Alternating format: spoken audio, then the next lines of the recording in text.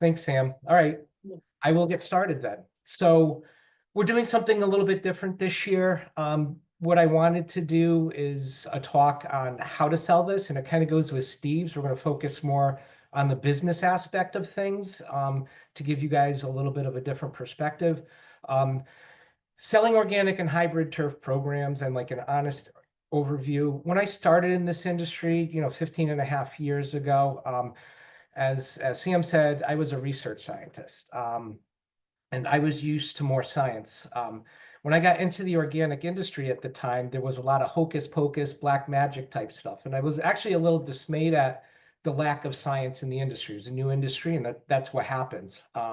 So what we've tried to do is bring a more scientific approach because that's my background and my love to the industry and and try to get you guys the best products and the best chance for success. And that's kind of what we're going to go over today. I want to talk about like what organic even is, because there's a lot of confusion out there, some of the myths in the industries, and then we're going to get into like more the nuts and bolts, cultural practice. How do you sell this to a customer? Do you want to go organic or do a hybrid program? And just the current state of the products and programs out there. So what is organic, right? Organic is really, from the chemical and technical term, it's really any compound that contains a carbon atom. So organic growing is an ecological production management system, and it promotes biodiversity, biological cycles, biological activity, which we're going to talk about today. It's really based, minimal use of inputs and management practices, really to maintain and enhance the ecology. So it's very unfortunate that the term organic was used for turf care and farming because people have misused the term, part of it on purpose. You can use, for instance, glyphosate is the active component Roundup is technically an organic molecule. And I've seen deceiving practices by some companies, especially the larger, more national kind of chain companies where they use the term organic to the chemical form, not the legal term for turf and agriculture. So watch out for labels that have organic on them. Just because they contain carbon, look for labels, which will show you what you need. Also contains organic ingredients. I've seen companies use one organic product. For instance, I've seen tick companies that will put cedar oil in a mixture with bifenthrin, and they say, contains organic, or we're using organic and all natural. So the history of synthetic use and organics, really during the war, World War II, the government built about 10 plants to supply nitrogen for bombs. So after the war, those plants were converted to produce ammonia for fertilizer. They were literally dumping it on the ground and watching grass grow. That's really how the use of synthetic nitrogen came to be, large scale. Nerve gas agents used in the war were found to kill insects, the organophosphates. And the herbicides used in Agent Orange, basically, as a biological weapon to clear the forest, contain 2,4-D. So 2,4-D is now in a lot of selective weed killers, the 3-ways. So this is a funny story because it's sort of, funny or not seeing the trees through the woods. So I remember I'd been in this industry for maybe like 8 years, and we're doing high level stuff. I'm speaking to professionals like you, and the local garden club asked me to give a talk. So I couldn't speak at that high level, and I had to go back and I did this slide right here, the history of organics. And it struck me here when I put this together. I had never thought about this, but everything we're using to treat our food, everything we're using to treat our lawns was originally meant to kill somebody. And I mean, think about that for a second, whether it was the nitrogen from the bombs, the organophosphate that was used in nerve grass, the Agent Orange. It just struck me. It really was a moment, to think about that. And, why are we doing this? So really in the 40s, Jay Rodendale began to study, the link between soil health and healthy food and our health. He theorized that we must restore and protect the natural health of the soil to restore human health. In 47, he started the Rodale Institute, which is now really, and still is to this day, the leading organic institute. And really, like the Rodale Institute was responsible for really getting Congress to add funds for the organic agriculture in the Farm Bill in 85. And in 90, Congress passed the Organic Food Protection Act. And that's basically in 2002, the final written rules were implemented in the fall of that year.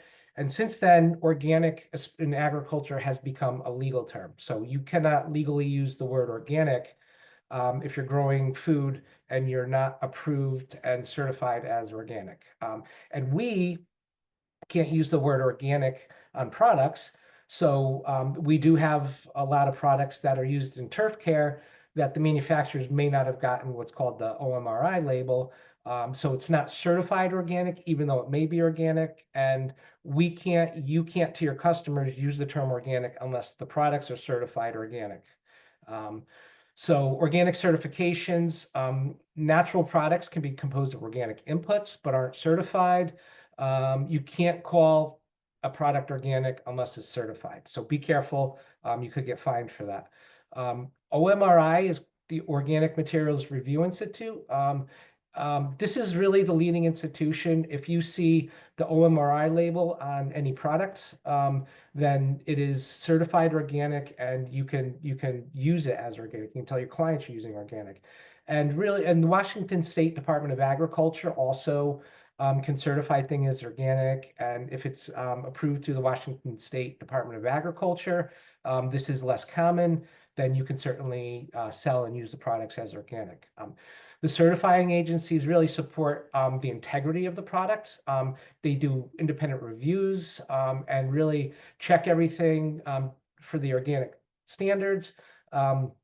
It's a stringent process. The manufacturers have to put all their inputs. They have to have everything checked. They will spot check products. And we've had issues with products that had things in them that weren't certified organic, especially what are called exempt or 25B products, most of you are familiar with, where they were spiked with things. So really be careful, especially with 25B and products that don't go through the EPA standards with that. So it has happened in rare cases.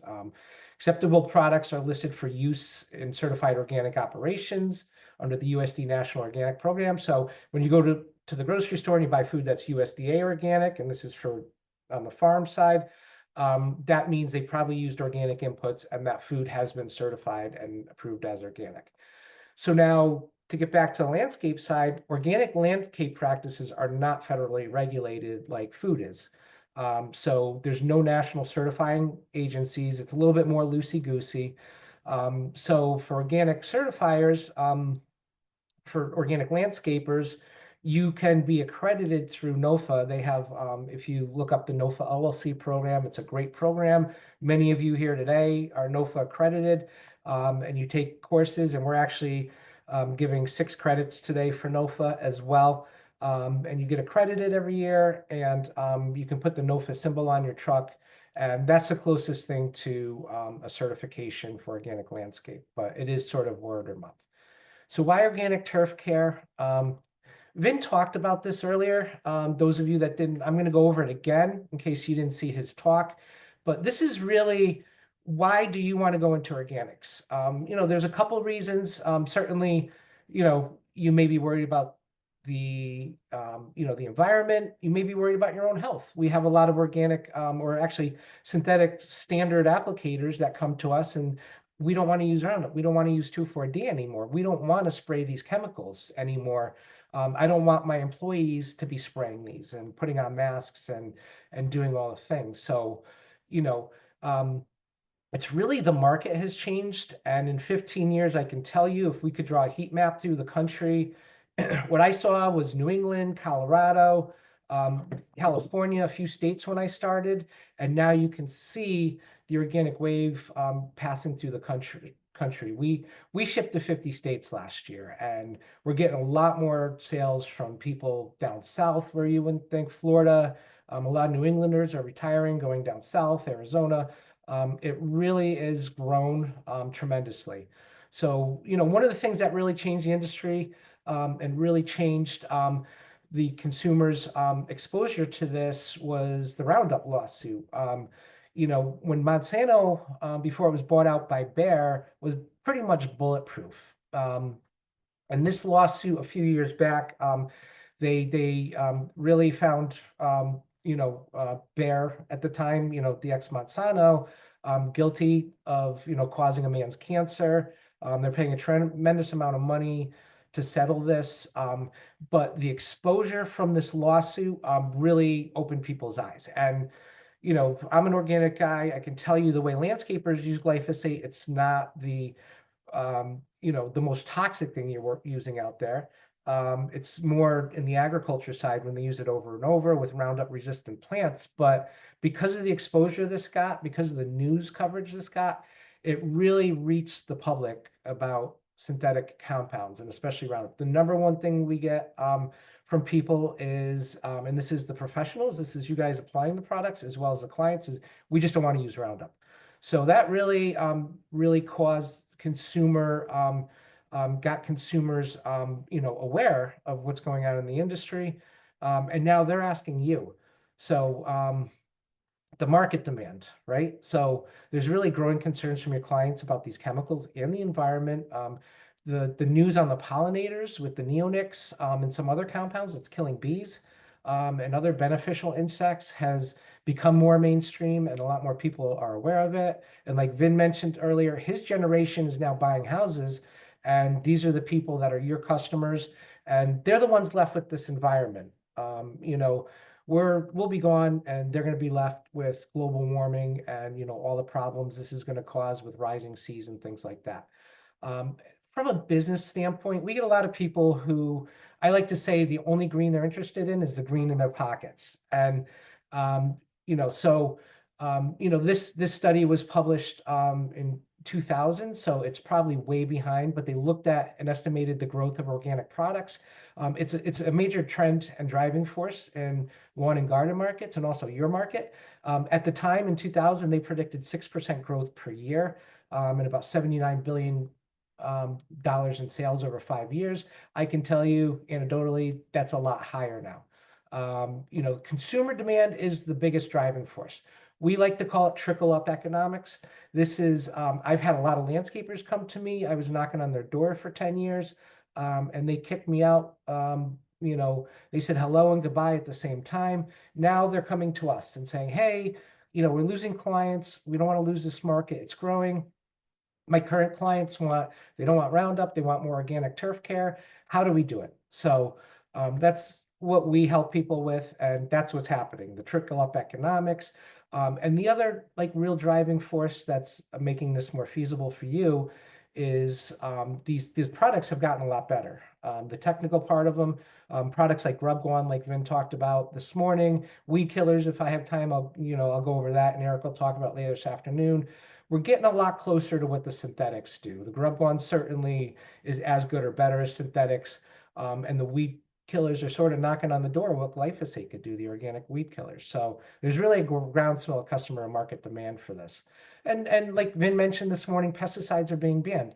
It's not just the national level, but now you have the state levels. Here in Connecticut, you can't apply pesticides on school grounds, municipal playgrounds.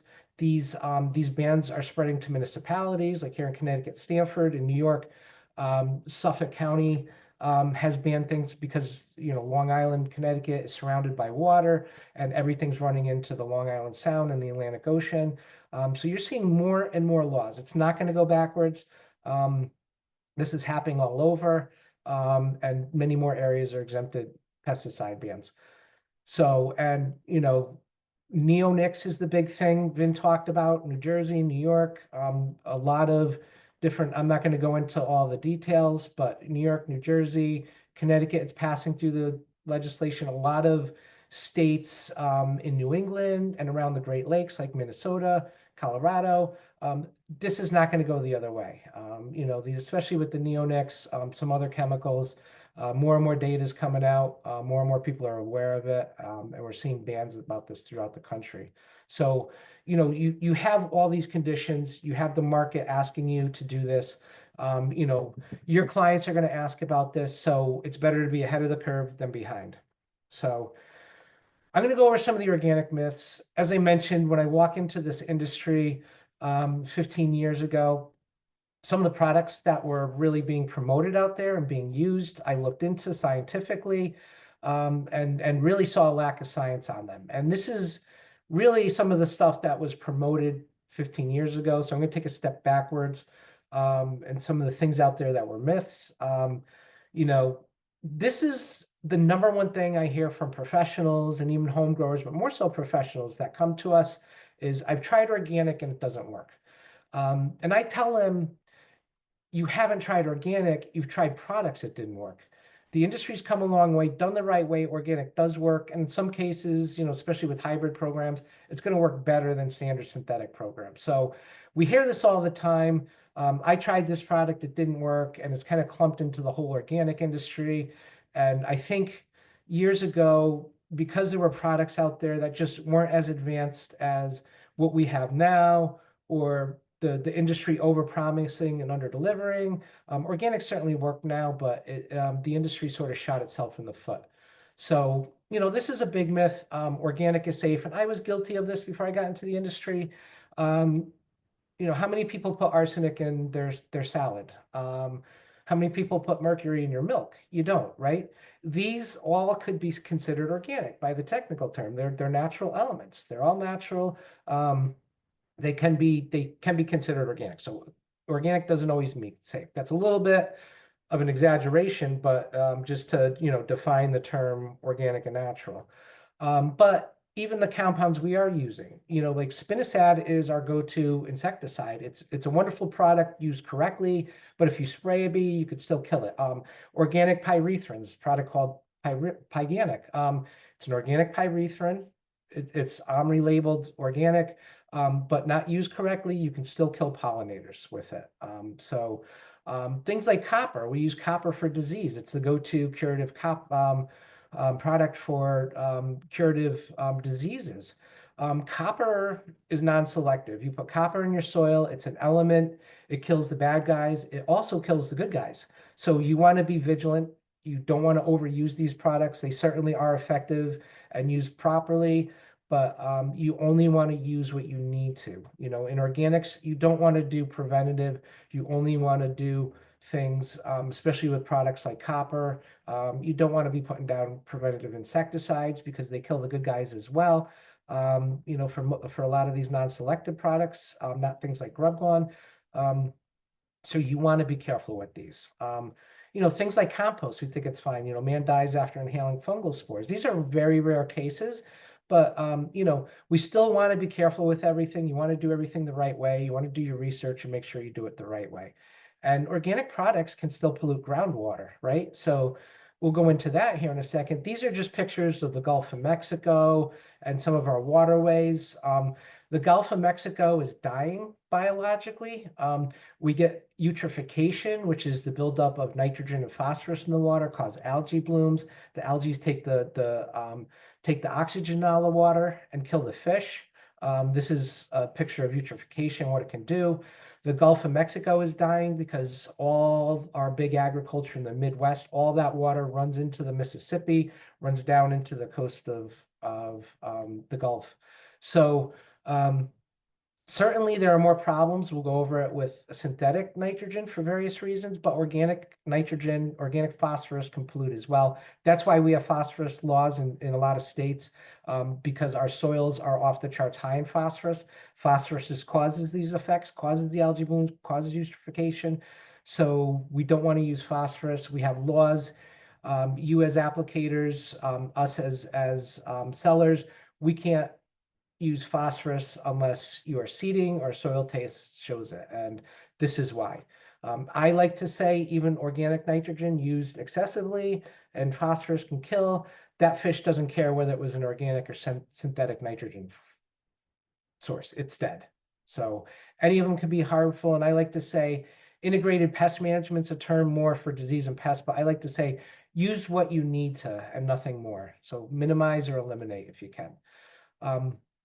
We talked about compost, the pile. In the rare cases, people have ended up in the hospital, but it also can cause problems on your lawn, your customer's lawn. Compost that's not cooked down correctly can kill a lawn. This is a picture of an applicator in Massachusetts who put compost down. This is a day or two later. What happens with compost is when you put it in a bin, it'll reduce from a bin this size down to something this size. Most of it goes away. That's the nitrogen and the carbon gassing off. Salts don't gas off. So if you start with something that's maybe like a 20-gallon compost bin, it ends up down a gallon or two. All the salts that were in the 20-gallon are now in a gallon or two. So when you spread that out, you need to be careful. You don't want to put a lot of compost down. Those salts can burn lawns, and that's what happened in this case. Not only that, compost contains a tremendous amount of weed seeds, depends on what you're using. So I attended a talk a few years at one of the trade shows. Weed professor from UMass talked, and he told us how he had his graduate students go to all the local retailers, buy any compost piles, and all they did was put it in pots and put it in the greenhouse and water it. And he said in every case that he had, every single case, it ended up growing weeds. Basically look like chia pets at the end of the day. So you want to be careful with compost. The industry has told you as you cook it, the heat will kill the weed seeds. It does not. They need to be cooked manually. If you look at a compost pile, it's hot on the outside, the inside may not be. It needs to be turned. So a lot of cases, you're just spreading weed seeds. Compost teas, probably going to make some enemies on this, but when I got into the industry, this was the big thing. Compost teas are basically you take all the compost that you made, you cook it down, and then you brew a tea out of it and you spray it on a lawn. You need a lot of equipment. It's a long process. I don't know energetically. I've seen some studies where by time you take, especially a landscaper that's not cooking this on site, these compost piles, all the compost is hauled somewhere, likely with diesel fuel in trucks, which is a pollutant. And then it's turned constantly with equipment that does not have any emissions and is using diesel. Then you're transferring it back to your place and then you're cooking it down. Think about the energy that goes into that. So compost teas are basically whatever you composted is what you get. They're input dependent. You're going to get inconsistent results. Are you composting banana peels? Are you composting grass clippings? Are you composting leaves? Each input is going to give you a different output, obviously. The biological content, you don't know what's in it. You can look under a microscope and see microbes. What microbes are they? No idea. Lack of stability. If you brew compost teas, they need to be used within a few days, a week at most. You can't always spray that quickly. It's somewhat backyard microbiology. Most of you aren't microbiologists like us, and even I wouldn't do this. I don't have all the equipment to test everyone. It's a very expensive equipment. Genetic sequencing equipment to test this. We're not going to be able to do that. So are you growing pathogens? You have the potential for that, or unwanted organisms without the proper testing. It's time consuming, and you can spread pesticides. I've seen cases where I had this happen out with a customer in Colorado, composted a lawn that had been treated with a three-way, a selective weed, a non-selective weed killer. They composted things that had weed killers on them. It was a very high level, and they spread that out on some crops and caused some damage. So they're not consistent, not reproducible, time consuming to produce. And I've done my scientific research on these. I am hard pressed to find any literature that backs them. There is some stuff out there. Most of the literature that backs compost teas is on disease suppression, which makes sense, but you cannot sell a compost tea. There's not a compost tea that went through the FDA testing. It can't because they're not stable, and one compost tea is going to be different than the next. So none of these have gone through the EPA and are registered pesticides. You cannot sell them as that. You can get fined and go to jail for that. So that's where some of the research is. Hard pressed to find research. Most of what I said did not show any science. And this is just an example. Dr. Linda Chalker at Washington State University. This is just an easy article. Can she recommend compost teas? The short answer is no. They can't recommend practices or products that lack a legitimate scientific basis. This is a study here at UConn. The effects on color, quality, cover, and weed populations. Dr. Jason Henderson did this at UConn. And from this paper, compost tea applications showed no enhancement of turf grass, color, quality, or cover over the entire duration of the study. They lack the university studies and the proof of efficacy. I hear from people, oh, I used them and they work. So most of it's anecdotal. But when I got into the industry, this was the main thing that was being pushed by the industry. Gypsum's another one. This is from UConn. Gypsum's not especially effective against salt remediation. People use gypsum for urine spots in the lawn. Gypsum doesn't harm, but this is just another thing that's been disputed in the industry. And you're spending a lot of money on some of these compounds. So the other thing, Vin talked about it this morning, milky spore. So when I started 15 years ago, milky spore was the organic grub control product out there. It's promoted in a lot of retail stores. A lot of applicators were using it. I went through the literature. And as Vin said, milky spore disease has not been successful in controlling white grubs. It only goes after Japanese beetles, if even that. UMass, no evidence that milky spore is effective against any other species. It's inconsistent, and there's no evidence that it works in field populations. And poor, inconsistent results. This is Cornell University. They should not rely on this for grub control. So this was just another myth out there. When I started the company, until GrubGone came along, and we started with that about 9-10 years ago, I didn't sell anything for grub control because I could not promote this product. I could find no scientific basis for us, and that's the way we work. Our reputation's everything. I could show a lot more literature on this. It's not an effective product. So now we're going to get into the nuts and bolts of this, the cultural practices.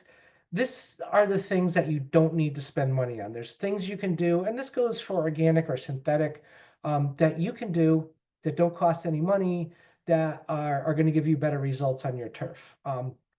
First of all, let's define what organic cultural practices entail. Organic and natural practices don't entail simply substituting an organic compound with a synthetic. It's really more like, I hate to use the term, but like a holistic approach. You've got to think about everything, and it's a little bit more work up front, but a lot more work down the road, because what you're doing is restoring nature's balance and allowing nature's things like beneficial nematodes in the soil to stay around, and they kill the grubs, and like parasitic wasps. So it's really a process of not just I want an organic weed killer instead of Roundup or glyphosate. It's really looking at the overall health of the system. We call it the organic IPM approach. I talked about this earlier, integrated pest management. It's really reducing overall inputs, not just pesticides, and not whether it's synthetic or organic. Is you want to use the minimum, and you only want to use things when you have to. You don't want to use preventative pesticides. A lot of the organic insecticides will kill beneficial insects as well, which actually kill pests. So you don't want to use anything unless it's needed. I'm going to talk about soil testing to really target your approaches. So what you need is healthy biological soil. Feed the soil. Don't try to feed the plant or turf. The soil, adding biology, that's what really is the key for overall healthy growth. So years ago, Bill Clinton, it's the economy stupid. It's the soil stupid. It's really, like I said, you treat the soil, not the turf, the tree, or the plant. And this really works. And this is the key to the whole system, is to change your approach and think like that. Um, One of the best things you can do is soil testing. It really is, it really saves you money. A $30 soil test, you could do soil tests, at the Yukon Ag Station for free, is the best money you would spend. These soil tests are going to look at things like the nutrients, the NPK that we all think about, nitrogen, phosphorus, potassium, and micronutrients, like what's in the soil. It's going to look at the pH. That's critical, especially in this part of the country. For a healthy lawn, you want a pH between 6.5 and 7. That's your goal. I've seen a lot of soil tests where we're in the high fours, low fives. It's not uncommon in this part of the country. That's due to all the factories in Pennsylvania, with the acid rain, all the smoke from the factories contained acid, and it rained here and it acidified our soils over years. The organic matter is critical. Organic matter is a molecular sponge. If you've got low organic matter in your soil, the difference between soil and sand is organic matter, essentially, and nutrients. But organic matter is the key. That's what gives it the dark color. Organic matter, if you think of it like a golf ball with dimples, every dimple can bind nutrients, the N's, the P's, the K's, your magnesium or your manganese. So the more organic matter you have, the more of the fertilizers and nutrients you put in the soil that sticks around. So organic matter is key. If you do a soil test for organic matter, you want that between 5 and 10%. I've seen 2%. And really, you're throwing good money after bad if you don't have organic matter. All the fertilizer you use is going to go away very quickly. It's going to run off or gas off, and you're not going to get value from it. Cation exchange, this is advanced, but some tests show that, and that shows what's available in the soil, and the percent saturation as well. So a soil test, I like to say, is if you go to the doctor and you say you're fatigued, he's not going to just give you a diabetes drug. He's going to do blood work. And this is the blood work for your programs. This is really looking at what's the matter here. Maybe you just have a vitamin D deficiency. That's easy to address. Maybe you do have diabetes. Maybe something else is going on. He's going to do the blood work and target his treatments towards what you need. They're not going to give you a bunch of medicines that aren't necessary and can do more harm than good. And that's what you're doing. The soil test is going to save you money because you might not need phosphorus, and you can target. You may be low in potassium, which is very common, and you go out and put things like potash or something that's very high in potassium. You're spending your money where you need it. It's not a one size approach fits all. The larger you get, you may not be able to do soil testing on all your lawns, or you put it in as an add-on cost. It's easy to do, but it's well worth the money. And these are just a couple companies. Waypoint is what a lot of landscapers use. And like I said, you could do it at the University of Connecticut. This is a couple of years ago. Soil test was $12, $15. Again, great money. The Ag Station's free. It's not as detailed of a test, but certainly good for pH. Higher mowing. This is one of the most critical things you can do with a lawn. You'll hear this promoted a lot in the organic industry. This was a study done at the University of Maryland. Very simple study. Picture's worth 1,000 words, we always say. This lawn was mowed at 1 inch, this one at 2 inch, this one at 3 inch by raising your mower height. And what they did was they went out and pegged where they saw crabgrass. And you see at 1 inch, a very low lawn, that lawn is not healthy. It doesn't have enough grass to perform photosynthesis. The roots get stunted. Crabgrass takes over. 2 inches, it's greatly reduced. 3 inches, you're not seeing crabgrass. If you mow 3 inches, crabgrass is going to go away naturally, with a little bit of water. Unless we're in an extreme drought, crabgrass loves heat. Best thing, cheapest thing you could do, get your clients to do this. I know a lot of you treat the lawns, somebody else different comes in and mows. Really working with the clients, having them tell their mowers to do this. If you do the mowing, 3 inches is critical. Or tell your clients to do this. Anywhere between 2 to 3 inches, the lawn's going to be better. It's going to be less pesticide use. Again, the organic industry, when I said, mowing higher blocks the weeds. Well, these are just pictures I took around here. Here, I don't see these weeds being blocked by grass. I never understood that mechanism. Certainly observation is true, but what is the mechanism for, less weeds? I'm a scientist. This is really cool when it came in. If any of you know about weed allopathy, when crabgrass grows, it takes over a lawn and the grass dies out. And it's not just it's pushing it out. It actually puts chemicals into the soil that kill the surrounding grass. This is called allelopathy. A weed or crabgrass, there's a lot of plants that do this, put out the chemicals and they kill everything around them so that they can control the soil. It's like, it's like a wolf in the woods that wants to take over the territory. So this research came out a couple of years ago just to put a mechanism with it, and I think this is what's going on. The weed makes an herbicide to kill the neighboring plants. This was a study, we all seen it. What they found was it affected the microbial communities in the nearby soil. So then they did another study and to follow this up, to look at the microbial contributions. And what they found was the crabgrass, these chemicals that are going into the grass actually killed the biology. Now, biology is critical for growth. And what crabgrass did was actually make crappy soil by killing off the biology in a sense. So they put down chemicals, kill out the biology. Grass needs the biology to grow. Crabgrass doesn't as much, and it gives the crabgrass a selective in the soil. I thought that was really cool. Irrigation is another critical thing. I've seen this over and over. If your clients are killing your lawn, we call the term killing your lawn with love. I see it with plants too. People kill with love. A lot of people turn on their irrigation systems every day, or they water every day during the summer. This is not good. You want to water less more often. I saw this Foot School. I don't know if Ken Moriarty's on. He had 2 soccer fields at the school, private school here in Connecticut, near Yale, where all the professors send their kids.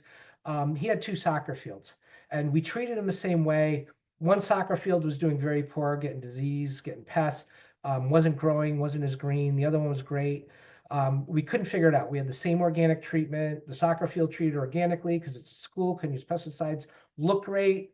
We ended up going back to the irrigation, finding out the field that was poor was irrigating every single day. And it created what we called lazy roots. If the water's on top, the roots don't need to grow. They're just going to grab the water on top. When you water, when you water less often, twice a week, very deeply, the soil dries out from the top down. So that's going to force those roots to grow. Stunted roots not only have less access to water if you take it away, but less access to nutrients. They're going to be more prone to diseases. They're going to be more prone to grub damage. So you want to drive those roots down with watering more often. You want the water to be deeper and force those roots down.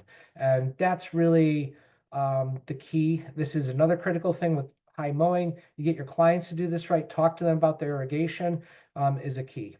So those are a couple things that we saw. And speaking to Steve, made a great observation. I just want to put this in. I just thought about this. He said something to me years ago. I don't even know if he remembers, but he noticed that where he had lighting on his landscaping, those lawns were more prone to grub damage, or big picture windows that were lit. And it makes sense. When you see the Japanese beetles in the summer, when they come out, they're on your windows, they're on your screens, they head towards the light. And we see this with, sports fields where there's a lot of lighting. It's just another cool thing I want to throw in there off the presentation. Obviously beetles are drawn to light, and lighting did seem to have an association with beetles, and then hence the grubs. And I thought that was another cool thing. So this is the nuts and bolts. This is really the tough part. How do you sell this to a client? How do you sell an organic or hybrid program to a client? And I'm going to go over what a hybrid program entails. This is what you're going to get. I hear it from every landscaper who comes into my office. You're going to get a customer who says, I want organic. They saw the Roundup lawsuit. They're reading about this. They're having kids. The funny thing is, 99% of the phone calls that we get are people are worried about their pets. And Vin and I just laugh, like, what about your kids playing in the lawn? They're worried about their pets in the lawn. They may have had a dog that had cancer. The vets are telling them that it's caused by the lawn, in a lot of cases called by lawn pesticides. So, these clients are going to want organic. They have an estimate from another company, True Green, they're going to come in, they're going to bid a job very low, and then the price goes up during the season because they're treating with high nitrogen instigate disease, and then they want it to look like a tea and green. these things aren't going to match. We can do organic. It's not going to instantly look like a tea and green.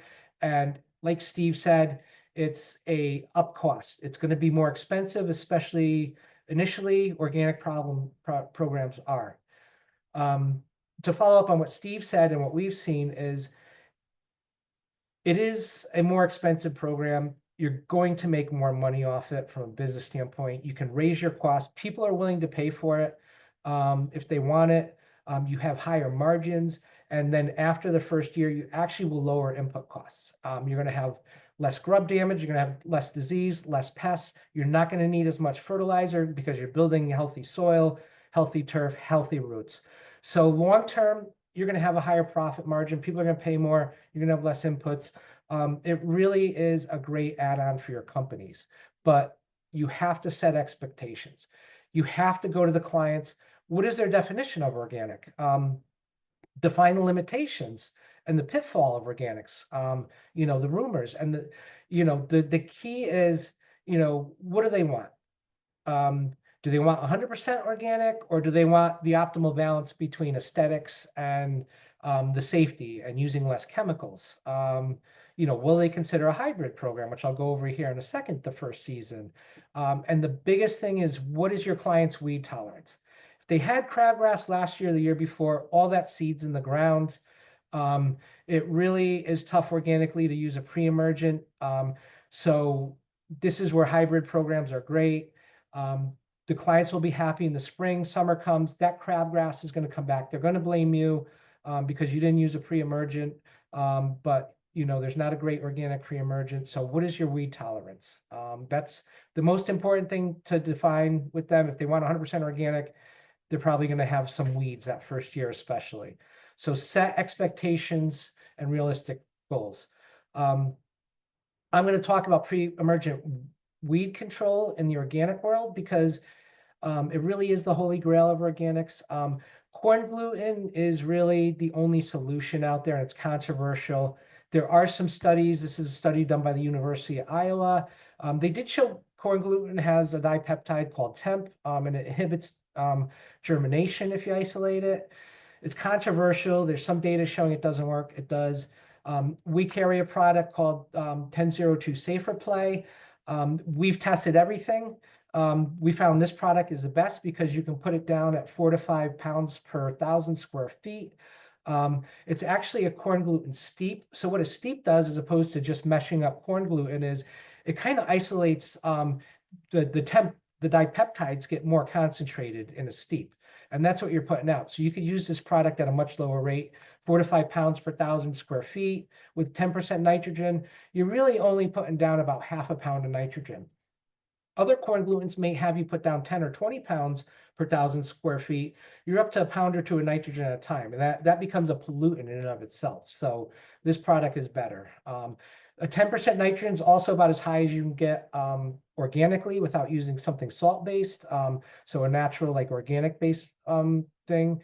So this product, timed correctly, really treating pre-emergent synthetic organic when soil temperatures reach 50 or 57, 55 degrees, let's say, if you're doing one application, really is critical because corn gluten breaks down. But right now, effective pre-emergent control is the holy grail of organics.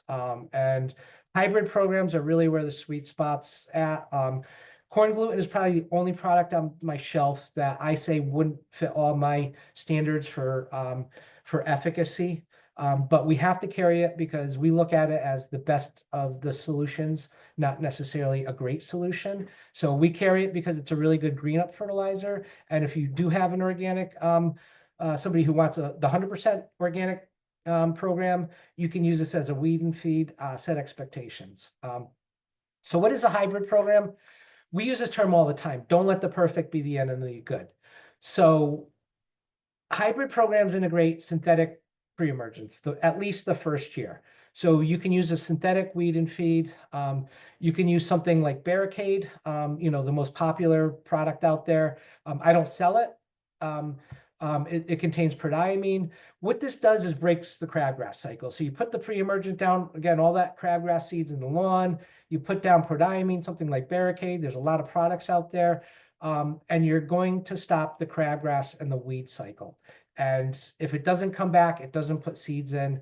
The first year, if your clients they don't want crabgrass, they don't want weeds, which a lot of them do, they may tolerate a synthetic pre-emergent. And the rest of the program, you can go organically, drive root growth, and you're going to have healthier soil. This is really the sweet spot of everything. So discuss that with your client. After this first season, when you get a healthy lawn, a good organic healthy lawn, it's going to push out a lot of the weeds. It's not 100%, but at that time you could spot spray weeds afterwards and get off it. Mesotrione is, we carry a product called Teracity. There's Tenacity. This is a compound that was derived from bottle brush naturally, and they altered a little bit, so it's synthetic, but it's based off a natural compound. As far as the safety, Cornell has this great chart about the safety and the toxicity of each synthetic. This product is about the safe. I can't use the word safe, but it has the least toxicity out there of most of the synthetic compounds. It works through photosynthesis inhibition. We have nothing in our bodies that's photosynthetic, so there's no crosstalk like other synthetic weed killers that are based off hormones. We have hormones. It's one of the only synthetics we carry, and it's one of the only synthetics that a lot of organic applicators will use because there's not a good organic solution for crabgrass once it comes out. It's also a great pre-emergent. So this is a good solution. If your client does want organic and then they see the crabgrass, or you get a client later in the year, this will be a good post-emergent that they don't have to worry about. So set achievable and hybrid expectations and timelines. A hybrid program is going to be the best aesthetically. It's going to have very good perceived safety by your clients and a lower cost. 100% organic, you're going to compromise on the weeds, so the aesthetics is a little bit lower. People feel much safer setting their pets out with 100% organic. It's a higher cost, especially up front. And we'll talk a little bit about tiered and upsell services, is really adding tick control, adding grub control to these products. So set expectations, see what they want. Do they want 100%? Will they tolerate a hybrid and a synthetic pre-emergent? And then you could tier it up. Because organic programs are more expensive, we suggest doing a core treatment product and then adding on grub, adding on tick later on as add-ons, and you can make more money. Tick control is really one of the highest profits you can make, and there are good natural solutions. So that's going to get us a little bit more to the nuts and bolts of what's going on in the industry, some of the products and programs, the current state. It's always difficult when I give talks. You don't want to go out there and give an infomercial. And I've done a lot of sterilized talks for states. And I go out there, I don't talk about products. I'll just talk, like for GrubGuan, I'll give just BTG, never mention GrubGuan. People come after me like, why didn't you mention the products? What do we use? And they're annoyed with me. Then you talk about the products and people say it's an infomercial. What I want to say is go over our business model. When I started the company, I pledged we're not going to manufacture anything, because if you manufacture a product, you're biased. You're going to want to use that product. You're going to think that product's best. Something better comes along. You're beholden to your own product. I cherry pick. I want to bring science to organics. I'm going to find you the best products. And if something better comes along, I'm going to change it. Our weed products, when I started 15 years ago, we were selling vinegar. I would go down to Cosmos. It's a food, they make pepperoncinis. They do all the bottling for our Italian food, and they use the vinegar to preserve. I would go down to them, buy 20% vinegar and sell it to people. So that was how we started. And then another product called D-limonene came along. It was better. We got rid of vinegar. Then D-limonene got too expensive, wasn't as effective, and we found currently soap-based final sand.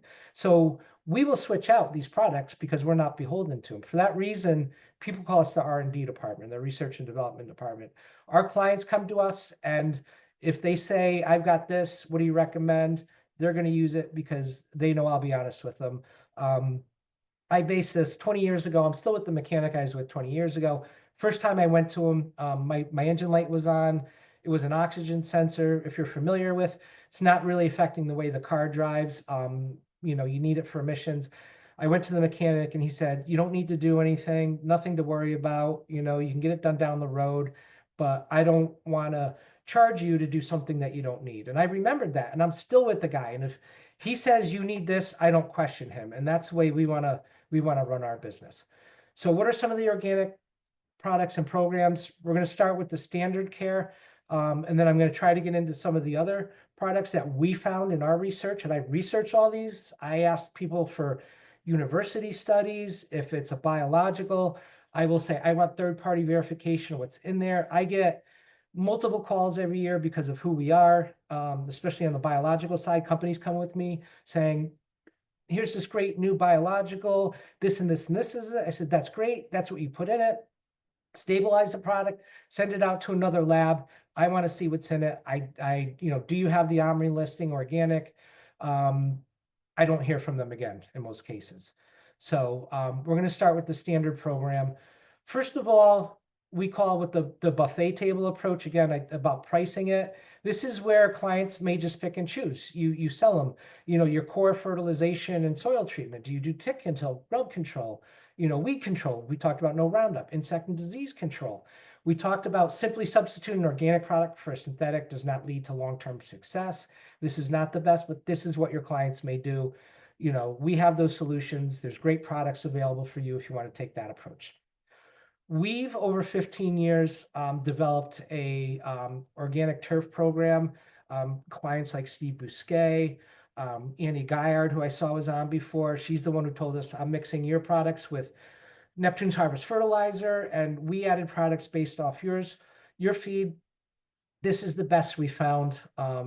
We're trying to get this online. This is an Excel-based product calculator. You basically put in the 1,000 square feet. We've made it very easy for you, and it's going to tell you exactly what you need per treatment. Each product, it's going to calculate your cost per 1,000 and your cost per the area. So in this case, 2,000 square feet. Your core product, your program may cost 3,000 per 1,000, but 2,000 square feet, it's calculating that for you. And it tells you yearly costs. So you can instantly go to a client, they got 5,000 square feet, you put it in, boom, here's your cost. You put your margins in like Steve taught you. This is a really handy tool. You can email us, come to us. I will spend time on the phone with you explaining all this, going over programs for you and finding the best solution. And this can be adapted for hybrid programs. Our products contain the corn gluten as your wheat and feed. We can certainly put in your synthetic hybrids if people are willing to do it. We have full organic solutions, hybrids, very easy to use, and we're going to try to make this web-based down the road. So a lot of the previously approaches relied on a consistent product, multiple inputs. We've tried to simplify it. Really, the core program is 4 different treatments, and the first 2 can be done together. So 3 trips to a lawn. Your time, your gas cost going out to do 6, 7 treatments like some of the other programs had, there's a higher cost to that. And that gets passed along to the customer. You price yourself off the market. So what is the basis of a good organic program? I'm going to try to get through this, and we can talk about the weeds and the other things offline. But we really talk about probiotics and prebiotics. And this is really the basis of feeding the soil. And this works. There's, 100 people on here right now. Probably half of them have used some of these products and done this, and they will vouch for this. So this is not to offend anybody. We all know what this is, but this is to get you think differently. What is soil? How do we build it? Soil is mineral nutrients, it's water, it's gas, it's organic matter. You put down fertilizer. Everybody does that as part of your program, organic or not. Watering, you either have irrigation, people water your lawn, it rains. There's gases that are needed in the lawn. They come in the water, or we do things like core aerations to get the gas. What do we do in standard treatment products for the organic matter and the microbes?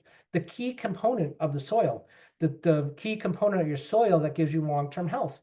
Well, we provide those solutions. And there's one product I'm going to promote. If you learn anything, again, probably half to 3/4 of the people are using quantum growth. This is really the key to a program. And a lot of synthetic programs not only ignore this key part of the soil, the microbes and the organic matter, a lot of the preventative programs, like using a preventative fungicide, is actually detrimental to the microbes. So what is quantum growth? We had a hard time marketing this, too much science early on. And then I was watching a commercial one day, Jamie Lee Curtis eating yogurt, and it hit me. This is yogurt for your lawn, right? We all know about our own health. When I started 15 years, I was in the medicine industry. We knew as scientists the value of the microbes for our health. And now, when you go to a doctor, even in the last 5 years, if he gives you an antibiotic, they're going to recommend a probiotic, whether it's eating yogurt or taking a probiotic pill, because an antibiotic is going to wipe out all the good microbes in your digestive system, and you need to replenish that. Our digestive system, we have mechanical digestion. We chew our food. We have miles of intestines that churn the food. We have chemical digestion. Our stomach pH is 2. That's basically the pH of sulfuric sulfuric acid. So when we swallow our food, we chew it, it's broken down, goes into our stomach where it's broken down more mechanically, and it's exposed to acid, and the chemicals are broken down. And then we have beneficial microbes, the probiotics. Plants, turf, they have a stomach too. It's the soil, right? They don't have the mechanical digestion. They don't have that chemical digestion. They rely solely on the microbes. So if you realize the importance and what doctors are telling you about our digestion, we have 3 different ways we digest food. Plants, turf don't have that benefit. All they have is the microbes. So if you put it in that perspective, it really helps you think about how important they are. In 1 gram of soil, I call this Perel moment. There's 1 million fungi in healthy soil and 1 billion bacteria. That's the equivalent of a cow. 2 cows per acre of weight. There's probably 10,000, that number's underrated, species. I think only a small percentage, maybe 2-3%, have even been identified. And this is good.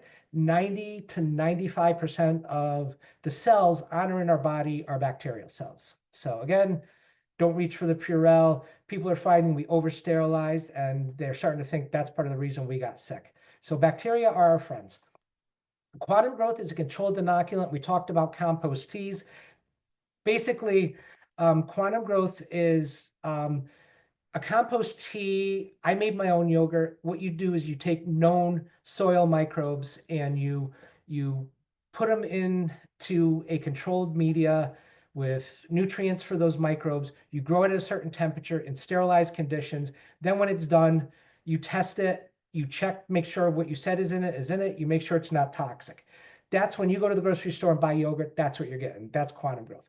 A compost tea is if you took milk and put it on the counter and you hope to get yogurt. You're probably going to get yogurt moldy milk. It's a known inoculant. It's basically yogurt for your plants. Pictures are worth 1,000 words. Quantum growth has the OMRI listing. They've been doing this for 40 years. It's the best way to build your soil up. It's a core of all our programs on that calculator. This is just Raymond James Stadium where Tampa Bay Bucks come. Their grass looked like it did on the left. It was yellow. They treated with quantum growth, and within a week or two, 1 treatment, it greened up, probably because they're using fungicides and stunting the root growth. Steve did this study. I'm forever thankful for Steve. He really is a scientist. This is his front lawn. He called me up and said, "Joe, you got to come and see this." He did basically the core of our program on one half of the lawn, and his standard synthetic with polymers on the other half. He noted to me he had irrigation on this side, and this was a summer we had a lot of drought. People generally don't take pictures like this or do side-by-sides, but this just shows how well an organic treatment can work. And he can talk about this more in the break. And these are just the roots from another field that he did, took core samples. You see the difference in root structure, how the roots go, the plant or the turf is going to go. This is a golf course before and after. These are sports turfs. Lenny Marone, I believe he's on today, down in Westchester, New York. These are the sports turfs treated organically. Lenny told me a story, and correct me if I'm wrong, Lenny, but he actually got accused of using pesticides on these sports fields. So our programs really are treat the soil, let the soil feed the plant or the tree, balance chemical. I know I'm over. I'm going to go a couple minutes over. You've got to balance the chemistry and the biology. If you do the soil test, you're going to lime if the pH is low. If you do the soil test, you don't need lime, don't add it, because too much calcium from the lime will start to push off other nutrients. you need what are called prebiotics to feed the microbes. So things like humates, which add organic matter, seaweed, fish, molasses, soy, compost, worm castings. These are all common prebiotics. These are food for the microbes. Your microbes divide more. They also add a lot of micronutrients. We used Neptune's Harvest turf formula in a lot of them that contains fish, seaweed, humates, molasses, yucca. That's actually their turf formula is based off Steve's program. That's what Steve has used in his programs. He gave it to Neptune's Harvest. Organic Approach has a product called Influence, which is just doesn't have the fish if you don't like the smell. There's things like a lot of products that contain soy or other things for nitrogen. You do need granular fertilizers. That, organic granulars contain compost, worm castings, like things like the corn gluten we mentioned, soybean. Compost and worm castings provide the carbon. Corn gluten, bone meal, soybean provide nitrogen. The difference between an organic and a synthetic is the organics contain a lot of carbon. It keeps the fertilizers around. They don't have salt, low salt index. Synthetics have a lot of salt. That's why if you look at a lawn like True Green where they use too much nitrogen, they use a very high amount of nitrogen. Those lawns look great in the spring. They green up. Come summer, the first sign of drought, the first week we don't have irrigation, it looks like somebody did donuts on that. That's salt burn. All that salt's hygroscopic. It absorbs water. It pulls away from the turf. So organic fertilizers are naturally slow release. And a good balanced organic granular mixed with the microbes and the liquids to grow the microbes give you a great balance between micronutrients, soil biology, organic matter, and your macronutrients. The liquids, you just can't get enough macro or the macronutrients, your NPKs organically. So in our programs, we think of 1 by 1 when you mix these probiotics with the prebiotics equals 2. It doesn't. The effect is synergistic. With our programs, 1 + 1 = 2. And just to show you how important this is, if I pause this, these are root hairs, and these little things moving in and out are the microbes. And the turf will selectively feed certain microbes. If they need phosphorus, they're going to feed phosphorus solubilizing microbes. If they need nitrogen, they're going to feed the microbes that control the nitrogen cycle. If a picture is worth 1,000 words, a video is worth 1,000,000. Watch these microbes coming in and out. When I play this, you're going to see these little microbes come in. They're coming to the root hairs. The plant in this case is sending out root exudates that contains half of its photosynthetic sugar. It's feeding these microbes, and these microbes are bringing them the nutrients. Again, a plant doesn't have mechanical digestion like we do. It's the microbes moving in and out. So just watch this video real quick. Let me go back and then pause it. But look at the activity here. Look at all these microbes coming in and out. It's amazing. And here's another great picture. You see the microbes coming in and out, getting fed by the root. And this is how a plant feeds, and they're feeding the microbes because they're that important. They will put out half of their sugar. So I am going to stop there. The rest of my presentation goes over some of the weed solutions. I just really wanted to talk about organics. That is the key. Healthy soil, feeding them with the microbes. That's really the key to all this. That's the end for now. We can go into the Q&A session and lunch.